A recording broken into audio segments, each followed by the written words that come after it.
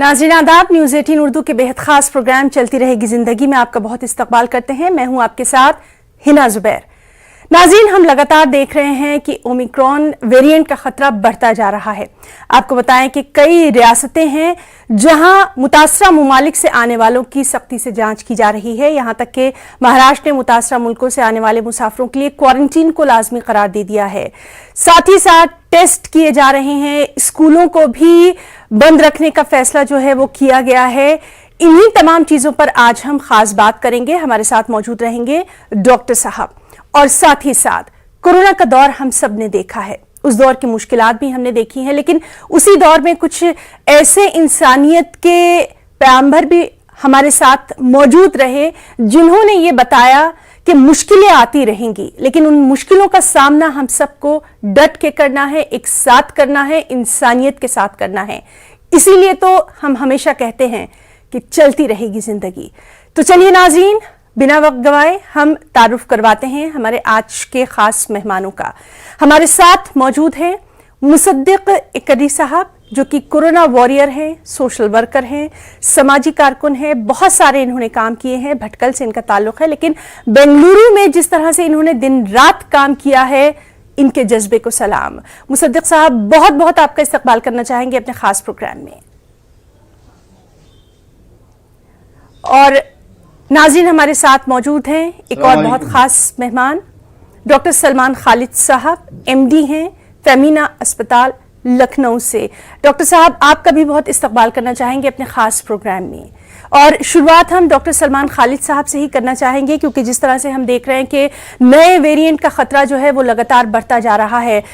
Doctor साहब, सबसे पहले हम आपसे जानना चाहेंगे, अभी कुछ दिन पहले की बात है जब हम बात कर रहे थे कि लोग जो है वो थोड़ी लापरवाही कर रहे हैं, लोग समझ नहीं रहे कि कोरोना का खतरा जो है अभी भी बरकरार है, और अब ये नया वेरिएंट कितना जरूरी है खुद अपने आसपास का ख्याल रखना, अपना ख्याल रखना पहले से ज्यादा। ये नया वेरिएंट जो ओमिक्रॉन वेरिएंट के नाम से आया है, ये साउथ अफ्रीका से डिटेक्ट हुआ, लेकिन शुक्रगुजार होना चाहिए पूरी दुनिया का, साउथ अफ्रीका का, कि उन्होंने वक्त रहते इसको डिटेक्ट करके पूरी दुनिया को बता दिया कि एक नया वेरिएंट और पिछले से भी ज्यादा खतरनाक ये वेरिएंट सामने आया है, जो अभी तक अल्लाह का शुक्र है कि हिंदुस्तान में दाखिल नहीं हुआ है, हमारे भारतवर्ष में, लेकिन कभी भी दाखिल हो सकता है। जी सर। सबसे अहम बात यह है कि जो प्रोटोकॉल हमारे कोविड के चल रहे थे नहीं, जो चल रहे हैं, गवर्नमेंट ने जो प्रोटोकॉल बनाए हैं, आईसीएमआर ने जो गाइडलाइंस हमें दी हैं, हमें उसको इस वक्त बहुत ढील पैदा हो गई है, लेकिन हमें स्ट्रिक्टली उसको फॉलो करना पड़ेगा। अगर हम इन प्रोटोकॉल्स को फॉलो नहीं करते हैं तो ये जो नया वेरिएंट है ये हिंदुस्तान में दाखिल होने के बाद और दाखिल होते ही हमको नुकसान पहुंचाना शुरू कर देगा। लेकिन वक्त रहते अगर हम सचेत हो जाएं, अगर हम जाग जाएं और हम अभी भी उसी प्रोटोकॉल के तहत अपनी जिंदगी को फॉलो करें जैसे पहले कर रहे थे, तो उम्मीद है कि ये बहुत ज्यादा नुकसान नहीं पहुंचाएगा किसी भी। बिल्कुल बिल्कुल। और आपसे हम इसके ताल्लुक से लगातार बात भी करेंगे, किन खास बातों का ध्यान हमें रखना है, क्योंकि हम देख रहे हैं डॉक्टर साहब, आप भी इस बात से मुत्तफिक होंगे कि लोग हमारे यहाँ पैनिक बहुत जल्दी हो जाते हैं, घबरा जल्दी जाते हैं बजाय एहतियात के। और हमारे इस प्रोग्राम का मकसद यही है कि आपको घबराना नहीं है, अफवाहों पर ध्यान नहीं देना है, सिर्फ एहतियात करनी है। डॉक्टर साहब से हमारी बातचीत जारी रहेगी।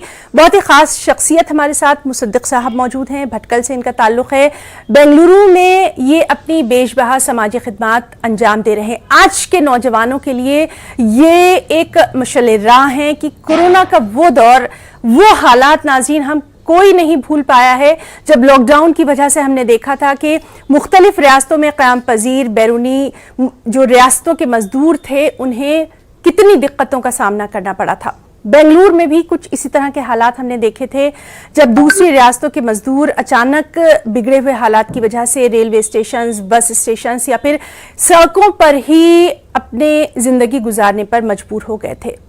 उस वक्त मुसद्दिक साहब ने मर्सी मिशन के साथ मिलकर समाज की बेशबहा खिदमत अंजाम दी हैं।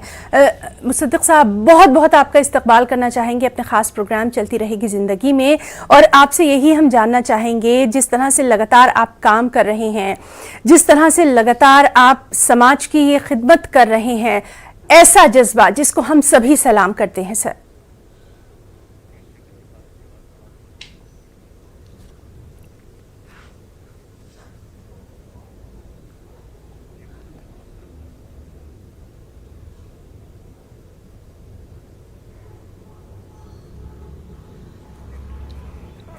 जी मुसद्दिक साहब, आपको मेरी आवाज आ रही है? आ रही है, आवाज आ रही है।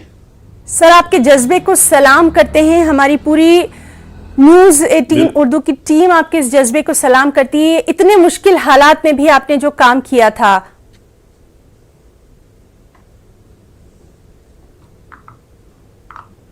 अच्छा बोल। हम लोग जब काम स्टार्ट कर दिए मार्च 22 तारीख से कोरोना का ये शुरू हो गया फर्स्ट लॉकडाउन, उसके तीसरे दिन से हम लोग ने यहाँ के हालात देखते हुए, गरीबों के फूड वगैरह दुकानें बंद थी, वहां से हम लोगों ने खाना स्टार्ट किया। पैकेट तकरीबन हम लोग 2000 खाना से बना के डेली 6000 खाना सप्लाई करते थे पर डे। उसके साथ साथ तकरीबन हमने 1 महीना 2 महीना किया उसका काम, फिर हमने बढ़ते हमारी पूरी टीम तकरीबन 78,000 खाना सप्लाई करते थे पूरी टीम। तो जो 6000 खाना था वो हम अकेले सप्लाई करते थे पहले। उसके बाद हमारी पूरी टीम मिलके तकरीबन 78,000 खाना पर डे सप्लाई करते थे।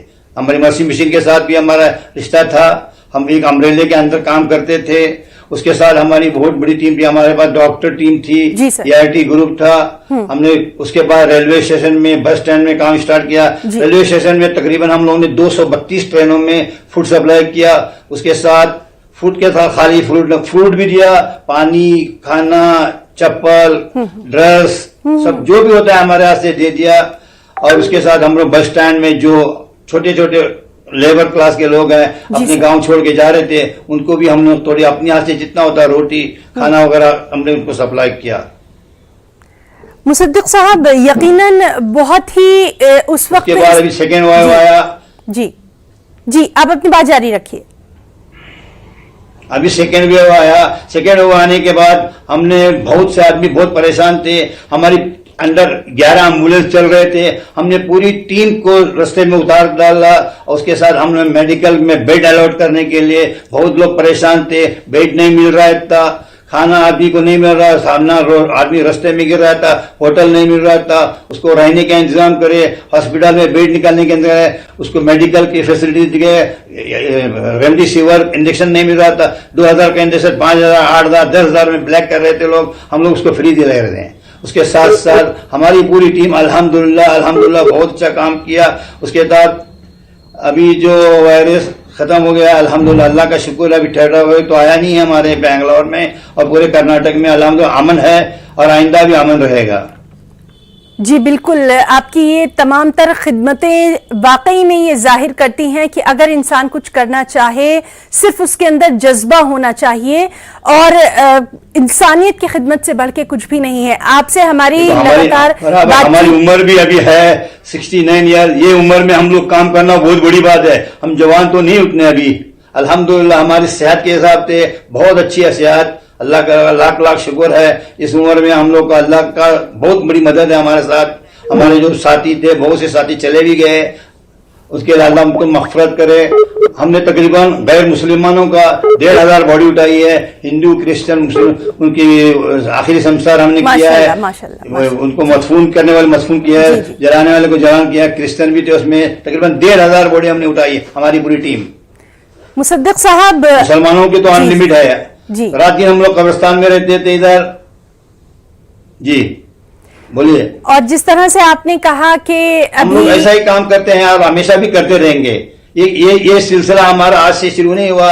हम लोग 1977 से जब मक्के में थे, हम लोग मक्के में आने जाते थे, हम लोग हजियों की खिदमत करने, वहां से हमको ये शौक पैदा हुआ खिदमत करने का। 30-35 साल हमने वहां पर खिदमत की हाजियों की। सर, जिस तरह से आप जिस तरह से आप कह रहे हैं कि अभी उम्र जो है वो नहीं है, लेकिन हम यहाँ अपने इस मंच से ये कह रहे हैं कि आप जैसे लोग इस समाज में एक एग्जाम्पल है सर। नौजवानों को आपने कहीं बहुत पीछे छोड़ दिया है। हम लोगों को आप जैसे लोगों से सीखना चाहिए कि समाज की खिदमत के लिए। इसीलिए मैं एक बात बोल रहा हूँ। जब फर्स्ट लॉकडाउन में हमने पुलिस कमिश्नर से बोला हमको एक पास दिलाओ।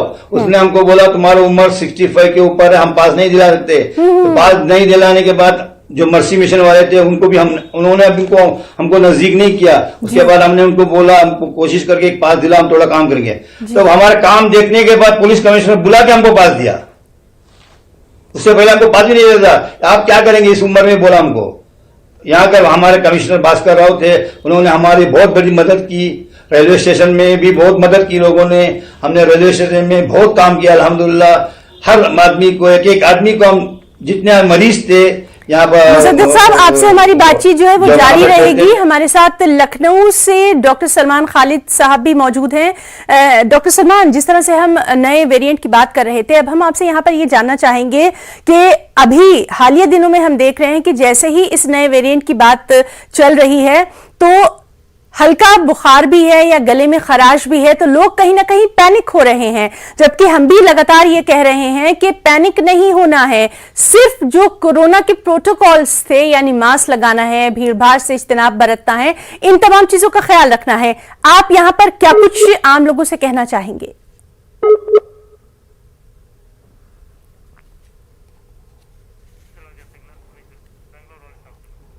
सलमान साहब, आपको मेरी आवाज आ रही है? तो नाज़रीन, हम बात करने की कोशिश कर रहे हैं हमारे साथ। आवाज आ रही? आवाज आ रही मैडम? जी सर, जी जी मैडम, अभी तो हिना जी, लखनऊ या पूरे हिंदुस्तान में अभी तो ओमिक्रॉन का कोई भी खतरा हिंदुस्तान के अंदर नहीं है, लेकिन आने वाले वक्त में जरूर होगा, क्योंकि जिस तरह से इंटरनेशनल फ्लाइट आती हैं हिंदुस्तान में, तो कहीं ना कहीं से ये जरूर आ जाएगा। अभी जो फीवर है, अभी जो बुखार है लोगों को, ये सिंपल वायरल फीवर हो सकता है, या जो वेरिएंट हमारा पहले का कोविड का वेरिएंट यहाँ पर मौजूद है उसका इन्फेक्शन जरूर हो सकता है। लेकिन ओमिक्रॉन के लिए कंसर्न होने की जरूरत है, उसके इंतजाम करने की जरूरत है, लेकिन उसके लिए पैनिक होने की कतई जरूरत नहीं है, इसलिए कि वो अभी हमारे मुल्क में आया ही नहीं है। लेकिन कभी भी बहुत इम्कानात हैं कि कुछ दिनों में भी आ सकता है, क्योंकि फ्रीक्वेंटली फ्लाइट्स आ रही हैं, बाहर से लोग हिंदुस्तान के अंदर आ रहे हैं। ये बात बिल्कुल सही है कि उनको बहुत ज्यादा ट्रेस किया जा रहा है, बट लाख ट्रेस करें, लेकिन उसको आना ही है, हिंदुस्तान के अंदर आ सकता है। और सबसे बड़ी बात यह कि अभी ऐसा कोई खतरा नहीं है, लेकिन आने वाले वक्त में, जैसा कि हमारे उत्तर प्रदेश में आने वाले वक्त चुनाव होने वाले हैं, उसके बाद त्योहार आएंगे, होली है, फिर ईद है, रमजान है, तो ये वो वक्त जब आएगा, उस वक्त के लिए हमें अभी से तैयारी करके रखनी है, हमें अभी से उसके इंतजाम करना है, अभी से हमें इस चीज को, अपना जो सोशल डिस्टेंसिंग, मास्क का इस्तेमाल या जो भी प्रोटोकॉल हम लोग फॉलो कर रहे थे कोविड के, उसको और ज्यादा शिद्दत से करने की जरूरत है। बिल्कुल, क्योंकि वो कभी भी हिंदुस्तान में आ सकता है, और अगर आ गया या ट्रेस या किसी की कनेक्टिविटी हो गई, कोई कनेक्ट हो गया, कोई मरीज किसी को मिल गया, तो इसको स्प्रेड होने में वक्त नहीं लगेगा, बहुत तेजी के साथ स्प्रेड होता है। लिहाजा एहतियात की जरूरत है, डरने की नहीं है। अभी हमारे मुल्क में, भारत में ये बीमारी नहीं आई है, एक भी मरीज डिटेक्ट नहीं हुआ है, लेकिन कभी भी डिटेक्ट हो सकता है, कभी भी आ सकता है। इसलिए जो प्रोटोकॉल हम फॉलो कर रहे थे उसका करना निहायत जरूरी है और ज्यादा शिद्दत के साथ जरूरी है। जी डॉक्टर साहब, यहाँ पर हम आपसे ये भी जानना चाहेंगे, क्योंकि अक्सर लोग हमसे ही ये सवाल भी कर रहे हैं, और नाज़रीन आपसे भी हमारी दरख्वास्त है कि अगर आप कुछ पूछना चाहें तो आप हमें कॉल कर सकते हैं, हमारे नंबर आपके टीवी स्क्रीन पर फ्लैश हो रहे हैं। सलमान साहब, हम आपसे ये जानना चाह रहे हैं कि हमने देखा था कि हम सब ने बहुत सारी एहतियाती तदाबीर अपनाई थी, बहुत सारे घरेलू नुस्खे हम सब अपना रहे थे, फिर अचानक हम लापरवाह हो गए, हमें लगा कि अब सब ठीक है। उसके बाद जब वैक्सीनेशन की मुहिम स्टार्ट हुई, कई लोगों ने वैक्सीन ले लिया, उसके बाद और ज्यादा लापरवाही देखने में आई, तो कहीं ना कहीं एक बार फिर से हमें अपनी तमाम तर एहतियाती तदाबीर के ऊपर अमल करना होगा। जी बिल्कुल, एहतियाती तदाबीर जितनी भी हैं, सबसे बड़ी एहतियाती तदबीर जो है वो है वैक्सीनेशन। वैक्सीनेशन हमें कराना है, और वैक्सीनेशन जरूरी है। इस मुल्क के एक एक बाशिंदे के लिए वैक्सीनेशन जरूरी है। वैक्सीनेशन होने के बाद हम ये ना समझें कि हमें वैक्सीन लग गई है, हमने कोविड की वैक्सीन लगवा ली है, इसलिए अब हम बीमारी से बच जाएंगे।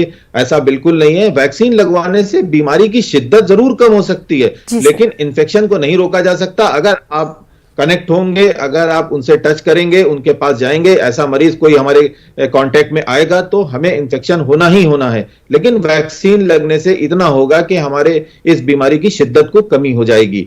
लेकिन वैक्सीन लगने का मतलब ये नहीं है कि हम बिल्कुल लापरवाह हो जाएं। हमें एहतियाती तदाबीर जैसे हम कर रहे थे, अख्तियार कर रहे थे, बिल्कुल वैसे ही और उससे ज्यादा शिद्दत के साथ अख्तियार करनी पड़ेंगी, क्योंकि इस वेरिएंट के बारे में अभी रिसर्चेस चल रही हैं। अभी किसी को नहीं मालूम है इस ओमिक्रॉन वेरिएंट ये कितना खतरनाक है, वैक्सीन का इस पर कितना इफेक्ट होगा, कितना नहीं होगा, ये भी अभी किसी को नहीं मालूम है। इसके बारे में अभी तहकीकात चल रही हैं। जब तक तहकीकात आएंगी, जब तक रिजल्ट्स आएंगे, कहीं ऐसा ना हो उन तहकीकात के आने से जी सलमान साहब, आपसे हमारी बातचीत जो है वो लगातार जी बिल्कुल बातचीत जो है वो जारी रहेगी। मुसद्दिक साहब भी हमारे साथ मौजूद हैं। मुसद्दिक साहब, हम आपसे जानना चाहेंगे, जिस तरह से तमाम तर काम हमने देखा कि मुश्किल वक्त में हुआ है, क्या इसी तरह के समाजी काम को आगे भी आप बढ़ाएंगे? अगर बढ़ा रहे हैं तो किस तरह से कर रहे हैं, और कौन कौन से लोग आपके साथ, क्या नौजवान भी इसमें शामिल हो रहे हैं?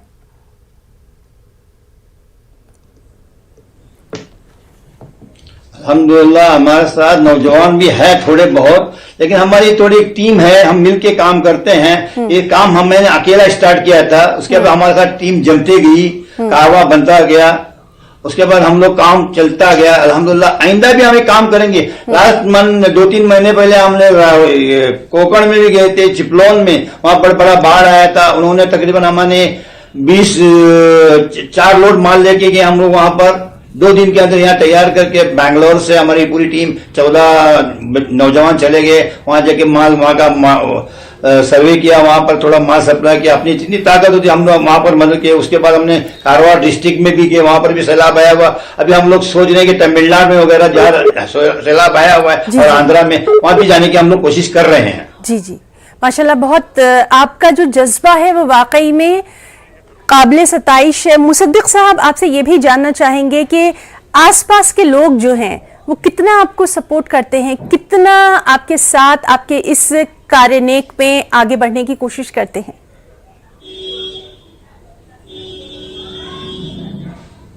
हमारे साथ लोकल तो बहुत सपोर्ट बहुत कमती है। हमारे सब फैमिली में ज्यादा करके हम लोग हमारे दोस्त असबाब से ही ज्यादा रखते हैं। आजू बाजू वाले के हम लोग उतना ध्यान नहीं देते कि उनके ऊपर हम लोग डिपेंड नहीं रह सकते। ये सब अल्लाह ताला जिसको मर्जी नमाजता वही हमको सप्लाई करता, हर आदमी के काम नहीं करना। सामने वाले बड़े बड़े लोग रहते हैं, लेकिन उनमें अल्लाह ताला उनको हिदायत भी नहीं दिया है। जी, तो जिस तरह से आपने कहा कि बहुत सारे लोग तो हैं लेकिन हर एक में वो जज्बा नहीं है, मुसद्दिक साहब आपसे ये भी जानना चाहेंगे, जिस तरह से आप करने वाले नहीं है। तो किसी तरह की जो जिस मिशन के साथ आप काम कर रहे हैं, मर्सी मिशन, उसके अलावा कोई और इस तरह की ऑर्गेनाइजेशन या लोगों ने कुछ खास मदद नहीं की? हमारे साथ नवाई क्लब बोल के एक है, नौजवान लोग हैं भटकल के, वो लोग हमारे साथ भी टीम जमी हुई है। उनको बच्चे तकरीबन नौजवान हैं, उनके साथ 100-200 बच्चे रहते हैं। वो लोग हमारी भी खिदमत करते हैं, आके हमारे साथ हाथ बिठाते हैं। वो लोग फाइनेंशियल लोगों को सपोर्ट नहीं है, फिर भी उन्होंने वॉलंटियर काम करते हैं। जी, तो क्या कुछ मैसेज, पैगाम हमारे इस प्रोग्राम के जरिए आप देना चाहेंगे कि लोगों को किस तरह से आगे आना चाहिए? मैं बोल रहा हूँ ये काम ये हमारा अकेले का नहीं है, ये काम हमारा अकेले का नहीं है, ये हर फर्द का है। ये मुसीबत हर आदमी पे आ सकती है, ये बड़ा छोटा नहीं। हम लोग ऐसा ऐसा घर देखा है हिंदुस्तान, बैंगलोर में बड़े बड़े फ्लैट है, 40-50 लाख के फ्लैट है। उसको एक दिन की खाने की एक रोटी के बहुत मोहताज थे लोग उस जमाने लॉकडाउन में, क्योंकि बाजार बंद था, दुकानें बंद थी, जॉब नहीं था, आदमी बहुत परेशान थे। मिडिल क्लास के लिए तो बहुत तकलीफ है, लो क्लास के लिए कैसा भी काम चल जाता है, उधर उधर से एडजस्ट करते हैं। मिडिल क्लास के आज के जमाने में बहुत तकलीफ है उन लोगों को। मिडिल क्लास की हम लोग खिदमत करना चाहिए और उनको ढूंढ ढूंढ के देना चाहिए। जी बिल्कुल, हमारे साथ चूंकि डॉक्टर साहब भी मौजूद हैं, डॉक्टर साहब से भी हम थोड़ी सी जानकारी हासिल कर रहे हैं। डॉक्टर सलमान सर, हम आपसे ये जानना चाहेंगे, लगातार हम ये भी बात कर रहे हैं कि बदलते मौसम में भी वायरल या इस तरह के डेंगू या बुखार देखने में आ रहे हैं। अपनी इम्यूनिटी को एक बार फिर से हमें मजबूत करना है, हालात उसी जानिब इशारा कर रहे हैं।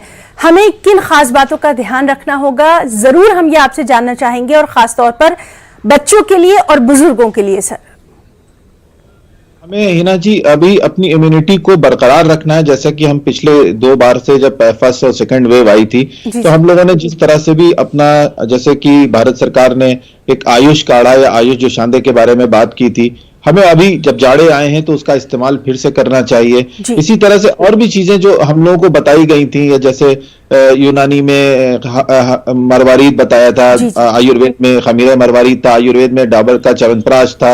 इन सब चीजों को इस्तेमाल करके अपनी इम्यूनिटी और अच्छा खाना, सबसे बड़ी बात यह कि जो खाना आप खा रहे हैं उसमें जरूरी नहीं है कि मुरगब ग़िज़ाएं यानी ऑयली स्पाइसी खाया जाए, लेकिन अच्छा खाना, प्रोटीन रिच डाइट अगर हम लेते रहेंगे, पानी का इस्तेमाल ज्यादा करते रहेंगे, और खुसूसन ये जो मौसम है जाड़ों का, इसमें जिसे हम ये कहते हैं तबादुल फसलैन है, इस वक्त फसल बदल रही है, मतलब गर्मियों से जाड़ा आ रहा है, अभी पूरी तरीके से जाड़ा आया नहीं है, पूरी तरीके से गर्मी खत्म नहीं हुई है। दिन में किसी वक्त गर्मी हो जाती है, रात में जाड़ा बढ़ जाता है। ऐसे वक्त में अपने आप को बचा के रखना जाड़े से। बुजुर्गों और बच्चों को सबसे ज्यादा अहमियत इस बात की है कि हम कैसे इस मौसम में अपने आप को जाड़े और गर्मी से बचा पाते हैं। अगर हम बचा ले जाएंगे तो हमें ये इन्फेक्शन नहीं होगा। और बार बार मैं कह रहा हूं कि इस तरह का ये जो नया वेरिएंट है वो अभी हिंदुस्तान में नहीं है, भारत में, लेकिन पहले के जो कोविड जो बीमारी है वो अभी मौजूद है। अभी भी उत्तर प्रदेश में आज भी 15-16 मरीज मिले हैं, पूरे हिंदुस्तान में 8,000-9,000 मरीज मिल रहे हैं। इसके मतलब ये बीमारी खत्म नहीं हुई है। वैसे ही सोशल डिस्टेंसिंग हमें कायम रखनी है, 2 गज की दूरी बना करके रखनी है। बाहर निकलेंगे तो मास्क का इस्तेमाल करना ही करना है, बिना मास्क के इस्तेमाल के हम बाहर ना निकलें। एक दूसरे से बच के रहें। सैनिटाइजेशन का इस्तेमाल, सैनिटाइजर का इस्तेमाल या हाथ को बार बार धोना ये बहुत जरूरी है हमारे लिए। बाहर हम जब निकल रहे हैं तो अपने आप को डिस्टेंस में रखें लोगों से, बहुत ज्यादा कॉन्टेक्ट्स में ना आए लोगों के, ये अभी बहुत ज्यादा जरूरी है। अभी ये किसी भी तरीके से ये बात खत्म नहीं हुई है। इसको ये ना माना जाए कि कोविड भारत से खत्म हो गया है। कोविड अभी यहीं पर मौजूद है और इसके नुकसानात और इसके असरात अभी वैसे के वैसे ही मौजूद हैं। जी डॉक्टर सलमान, बिल्कुल आपने ठीक बात कही है कि अभी भी एहतियात लाजमी है। लगातार अपने इस प्रोग्राम चलती रहेगी जिंदगी में भी हम यही मुद्दबाना दरख्वास्त कर रहे हैं कि बराए मेहरबानी अपना ख्याल रखिए, अपने आसपास का तभी आप ख्याल रख सकते हैं। मुसद्दिक साहब, हम आपसे जानना चाहेंगे, हमने देखा कि मुश्किल हालात में किस तरह से आपने काम किया, तमाम तर दिक्कतों का आपने यहाँ पर जिक्र भी किया। आगे आपके लिए क्या कुछ आप करना चाहते हैं उसके बारे में भी आपने यहाँ पर बताया। खास तौर पर हम उन यतीम बच्चों के बारे में जरूर आपसे जानना चाहेंगे जिनके वालिदैन को कोरोना की वजह से वालिदैन वो अपने खो चुके हैं। क्या उन बच्चों के लिए भी आप लोग किसी तरह का कुछ कार्य खैर कर रहे हैं? हम लोग उनके लिए आजकल बहुत से बच्चे, हमारे पास डेली फोन आ रहा है, जो यतीम बच्चे जो हैं उनकी स्कूल की फीस के लिए बहुत से प्रॉब्लम आ रहे हैं। उनके मेडिकल के लिए बहुत खर्चा आ रहा है। उसका कल भी हम लोग डेली उनका नजर रखते हैं और उनकी फीस का, हॉस्पिटल का बिल वगैरह हम इंतजाम कर रहे हैं, जितना होता है उन कर रहे हैं। उसके साथ साथ हमने उन्हें इसके अर्क तैयार किया है। ये अर्क कीमिया बोल के है, ये कोविड के लिए बहुत अच्छी मुफीद है। ये दवाई हमने इसको खुद बनवाया है। ये दवाई ये कोविड के लिए हम इस एक ड्रॉप हम गर्म पानी में या ब्लैक टी में डाल के इसको पीते हैं। ये बहुत बड़ा फायदा है, साइनस के लिए भी फायदा है। आपकी जो बातें हैं वो हमारे नाज़रीन तक पहुंची हैं, बहुत कुछ सीखने को आपसे मिला है। और डॉक्टर सलमान साहब, आपका भी हम बहुत शुक्रिया अदा करना चाहेंगे, अपने दोनों मेहमानों का शुक्रिया अदा करना चाहेंगे। नाज़रीन, हमारा ये प्रोग्राम अब यहीं इख्तिताम पजीर होता है। हमारी पूरी टीम को इजाजत दीजिए। आदाब।